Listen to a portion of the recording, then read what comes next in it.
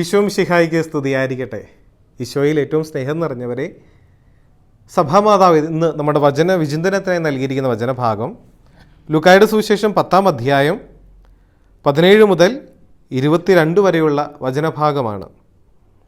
ഈശോയുടെ 72 ശിഷ്യഗണങ്ങൾ ഈശോ പോകേണ്ട പട്ടണങ്ങളിലേക്കും നാട്ടിൻപുറങ്ങളിലേക്കും അയക്കപ്പെടുകയും അവിടെ ദൈവവേല ശുശ്രൂഷ നടത്തുകയും തുടർന്ന് ഈശോയുടെ അടുക്കിലേക്ക് വന്ന് തങ്ങളുടെ അനുഭവങ്ങളും അവരുടെ സാക്ഷ്യങ്ങളും അവർ ചെയ്ത പ്രവൃത്തികളും ഈശോയോട് വിവരിക്കുകയും ചെയ്യുന്ന ഭാഗമാണ് ഇന്നത്തെ നമ്മുടെ ധ്യാന വിഷയം.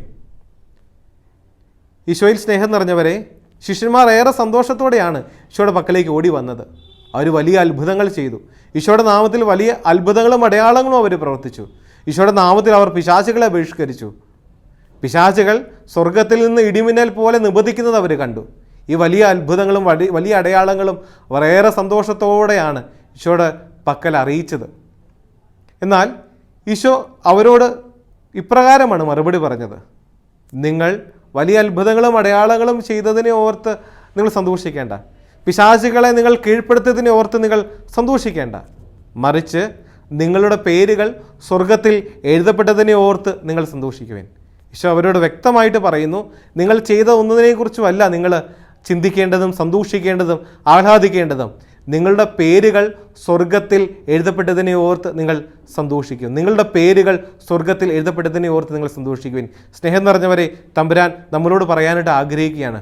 നിങ്ങൾ ഏത് തരം ശുശ്രൂഷകളിൽ വ്യാപൃതരായിരിക്കോട്ടെ, നിങ്ങൾ വലിയ വചനപ്രഘോഷകരാകാം, നിങ്ങൾ വലിയ ഇടവകളിൽ ശുശ്രൂഷ ചെയ്യുന്നവരാകാം, നിങ്ങൾ വലിയ അത്ഭുതങ്ങളും അടയാളങ്ങളും പ്രവർത്തിക്കുന്നവരാകാം, നിങ്ങൾ വലിയ അതിരാലയങ്ങളിൽ ശുശ്രൂഷ ചെയ്യുന്നവരാകാം, നിങ്ങൾ സമൂഹത്തിൽ വലിയ നന്മകൾ ചെയ്ത് കടന്നു പോകുന്നവരാകാം, നിങ്ങൾ വലിയ സ്ഥാപനങ്ങളിൽ ഇരിക്കുന്നവരാകാം, ഏത് തരം ശുശ്രൂഷകളിൽ നിങ്ങളായിക്കോട്ടെ, നിങ്ങളുടെ പേരുകൾ സ്വർഗത്തിൽ എഴുതപ്പെട്ടിരിക്കുന്നു എന്നതിനെ ഓർത്തായിരിക്കണം നിങ്ങളുടെ സന്തോഷം. നിങ്ങൾ ഓരോ ശുശ്രൂഷയിലൂടെയും നിങ്ങളെക്കുറിച്ച് സ്വർഗം സന്തോഷിക്കുന്നു എന്നതിൽ നിങ്ങൾ ഓർത്ത് ആഹ്ലാദിക്കുവിൻ. സ്നേഹം നിറഞ്ഞവരെ, നമ്മൾ ഏത് ശുശ്രൂഷകൾ ചെയ്യുമ്പോഴും നമ്മുടെ മനോഭാവം എന്താണ്, നമ്മുടെ ലക്ഷ്യം എന്താണ്, ഏത് ലക്ഷ്യത്തിന് വേണ്ടിയാണ് നമ്മൾ ഓരോ ശുശ്രൂഷകളും ചെയ്യുന്നത്? സ്വർഗരാജ്യത്തെ പ്രതി ആവണം നമ്മുടെ ഓരോ ശുശ്രൂഷകളും. സ്വർഗരാജ്യം സ്വന്തമാക്കണമെങ്കിൽ കർത്താവ് യോഹന്നാന്റെ സുവിശേഷത്തിൽ 3-ാം അധ്യായം 5-ാമത്തെ വാക്യത്തിൽ ഇപ്രകാരം പറയുന്നുണ്ട്: സത്യസത്യമായി ഞാൻ നിങ്ങളോട് പറയുന്നു, ആത്മാവിനാലും ജലത്താലും നിങ്ങൾ വീണ്ടും ജനിക്കുന്നില്ലെങ്കിൽ നിങ്ങൾക്ക് സ്വർഗരാജ്യം സ്വന്തമാക്കാനായിട്ട് സാധിക്കുകയില്ല. ഈശോയിൽ സ്നേഹം നിറഞ്ഞവരെ, നമ്മുടെ ഓരോ പ്രവൃത്തിയും ആത്മാവിനാൽ നിറഞ്ഞിട്ടാണോ, ദൈവഹിത പ്രകാരമാണോ നമ്മുടെ ഓരോ ശുശ്രൂഷയും എന്ന് നമ്മൾ ചിന്തിക്കേണ്ടതുണ്ട്. നമ്മുടെ ഓരോ പ്രവൃത്തിയും സ്വർഗരാജ്യത്തെ പ്രതിയാകണമെങ്കിൽ പരിശുദ്ധാത്മാവിനാൽ നിറഞ്ഞ് നമ്മൾ പ്രവർത്തിച്ചാൽ മതിയാവും.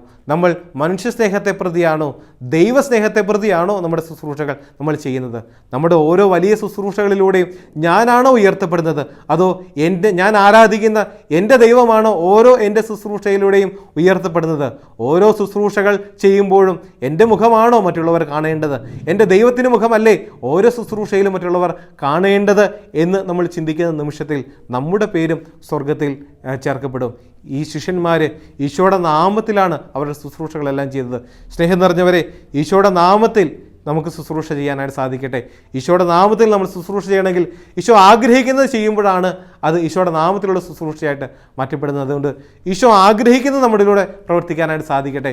നമ്മുടെ ഇഷ്ടങ്ങളും നമ്മുടെ ആഗ്രഹങ്ങൾക്കും ഒത്തല്ല നമ്മൾ ദൈവരാജ്യ ശുശ്രൂഷ നടത്തേണ്ടത്. ദൈവം ആഗ്രഹിക്കുന്നത്, ദൈവം വെളിപ്പെടുത്തുന്നത് നമ്മുടെ കരങ്ങളിലൂടെ പ്രവർത്തിക്കുമ്പോഴാണ് അത് ദൈവരാജ്യ ശുശ്രൂഷയായിട്ട് മാറുന്നത്. അതുകൊണ്ട് സ്വർഗരാജ്യത്തിൽ പേരെഴുതപ്പെടുവാനായിട്ട് നമുക്ക് ഓരോ ശുശ്രൂഷകളിലൂടെയും സാധിക്കട്ടെ. അതിനുള്ള കൃപയ്ക്കായിട്ട് നമുക്ക് എപ്പോഴും പ്രാർത്ഥിക്കാം. ദൈവം നമ്മളെ എല്ലാവരെയും സമൃദ്ധമായിട്ട് അനുഗ്രഹിക്കട്ടെ. ആമേൻ.